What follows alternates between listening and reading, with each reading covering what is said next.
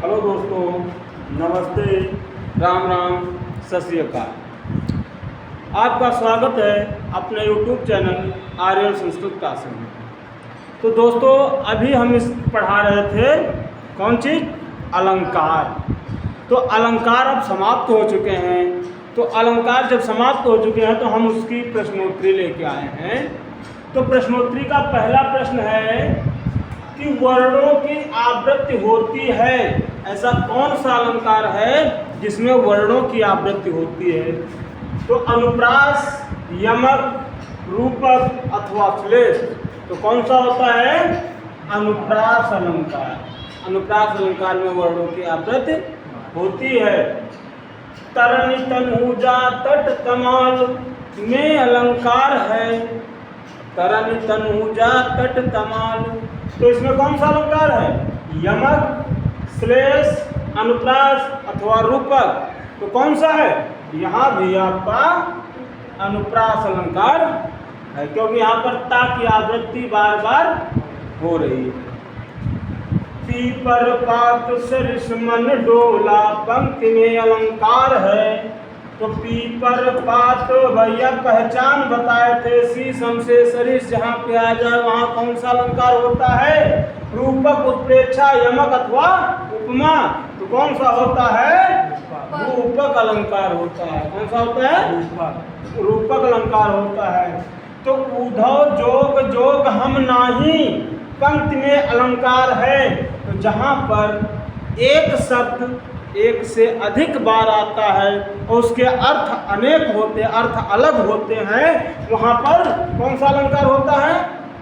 अनुप्रास, यमक, उत्प्रेक्षा अथवा श्लेष। कौन सा होता है? उत्प्रेक्षा नहीं होता है बेटा। उत्प्रेक्षा में तो मन मानो जन जानो होता है। तो यहाँ पर आपका है यमक अलंकार। कौन सा है? हाँ, औंधाई सी सुलख बिरह बरन बिललात बिच ही सूखी गुलाब गो छीटो छुई नगात। इस पंक्ति में कौन सा अलंकार है?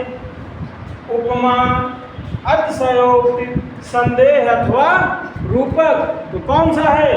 तो यहाँ पर अतिशयोक्ति अलंकार है, क्योंकि बढ़ा चढ़ा के कहा गया है। क्योंकि बढ़ा चढ़ा कर कहा गया है कि औंधाई सी सुलख, मतलब उसको देख करके सीसी ही पूरी उड़ेल दी गई। लेकिन क्या हुआ? विरह पर, वो विरह की अग्नि में इतना तेज जल रही थी कि बीच ही सूखी गुलाब, वो जो गुलाब जल था वो बीच में ही सूख गया और छीटो छुई नगात, उसके शरीर तक एक बूंद भी नहीं पहुंची। तो यहाँ पर अतिशयोक्ति अलंकार है। हाँ, अगला क्वेश्चन है कि राम से राम सियासी सिया, राम से राम सियासी सिया में कौन सा अलंकार है?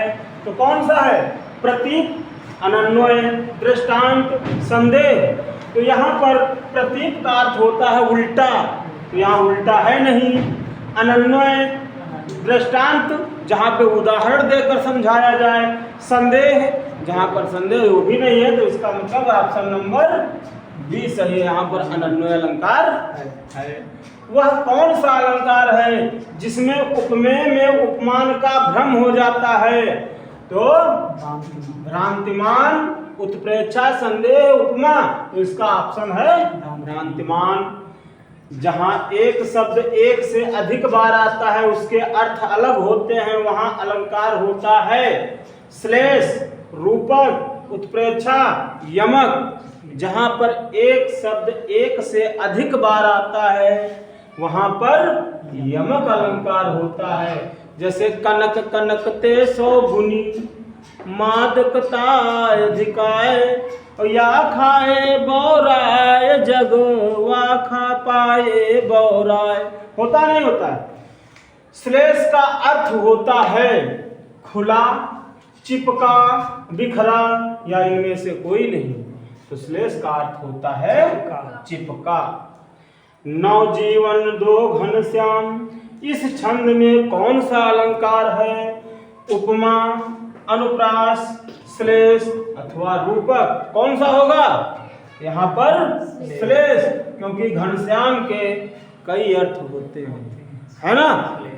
तो आप इस चैनल से जुड़े रहिए, इसी प्रकार जो पढ़ाएंगे उसकी प्रश्नोत्तरी लेकर आएंगे। वीडियो पसंद आए तो लाइक कीजिए, शेयर कीजिए, कमेंट कीजिए तथा चैनल को सब्सक्राइब कीजिए। पूरा वीडियो देखने के लिए आपका बहुत बहुत धन्यवाद।